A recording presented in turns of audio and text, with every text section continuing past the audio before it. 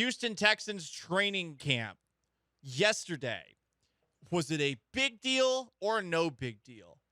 CJ Stroud started with the ones, but he threw a pick on his first pass to Blake Cashman. Cashman having a good training camp thus far.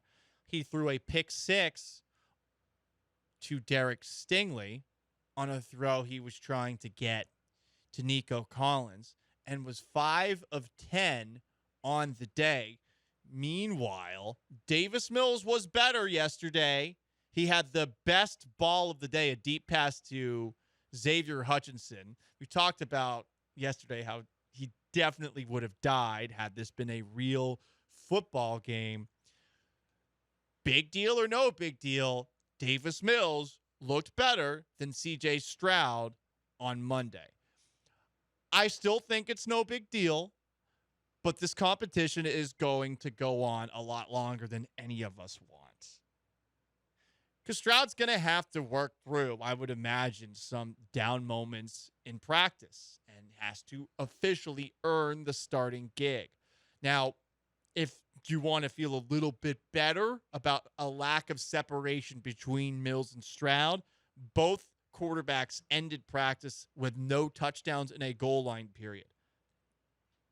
So I don't think it's a big deal, but if we're hearing this 10 days from now, that will be frustrating. Thus far in training camp, CJ Stroud's thrown 2 interceptions. Davis Mills has thrown 2 interceptions.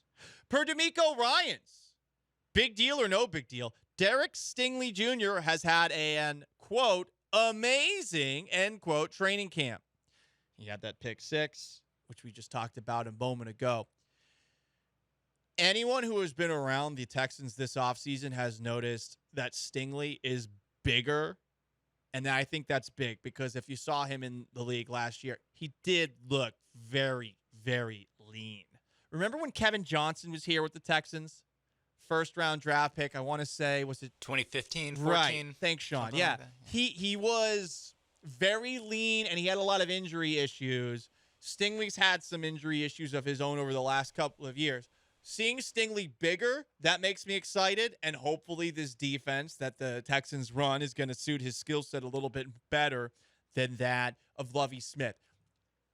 I can't quite say it's a big deal, but it is making me happy and excited about what Stingley can do his second season. Yeah, his size, that's great. It's to be, working on getting more of an NFL body. Like that's always good, especially a guy who, like Kevin Johnson, has had some injury issues. Not ready quite to slap him with a Kevin Johnson tag, but he's had some injury issues of his own. The thing that sucks right now the most, Sean, about Derek Stingley is that Sauce Gardner went right after him, and Gardner was awesome. And there was another corner taken in, the 4th round? Tariq Woolen by the Seahawks. He's been awesome as well. Though he is with Pete Carroll, that's almost like a cheat code if you're a rookie defensive back. Like, that's the best coach to have as a head coach if you're a defensive back. Also, the rookie years, one was with Pete Carroll, the other one was Lovie Smith in 2023.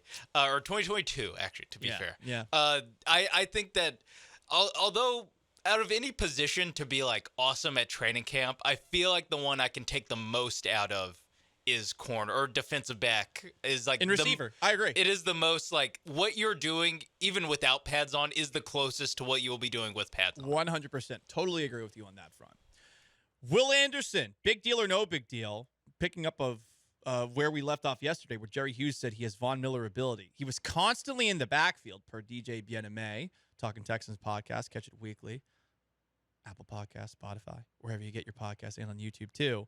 He was going against the second team, but in this wide 9 defense, they're using him at the spot where he lines up wide of the tight end. And essentially, D'Amico Ryans said of Will Anderson, we're not going to slow him down. So you contrast that with Jadeveon Clowney when the Texans brought him in. The Texans were asking Clowney to do a million different things. They're asking him to drop back in coverage at first. They really were telling him to do a lot. They would have him moving on in the interior of the defensive line as well. Not as much in the rookie season, obviously, because he didn't play very much. But I love hearing that they are just making it as simple as possible for Will Anderson right out of the gates. And if they're just going to line him out wide of a tight end and say, run as fast as you possibly can upfield, we're not going to slow you down, That is a big deal. That excites me. I think that things, and I said this on a couple of shows earlier, I think things are trending towards Will Anderson having a very statistically productive year, his first year in the NFL.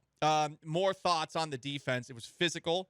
And D'Amico said afterwards that our scheme intends to make the first move. The offense also couldn't run the ball. That's not a great look for the offensive line, who you've invested a lot of money in, especially considering that you have Damian Pierce in the backfield.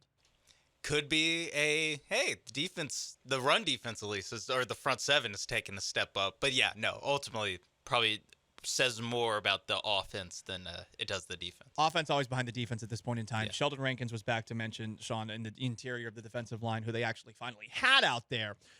Here is a surprise standout to this point.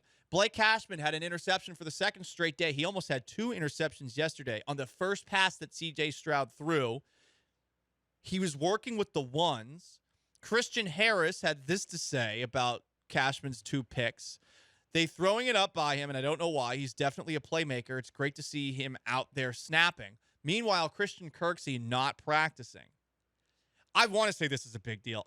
Any production, any confidence out of a middle linebacker, any linebacker for the Texans is good, because I really want them to move on from Christian Kirksey. Their linebacker core was terrible last season.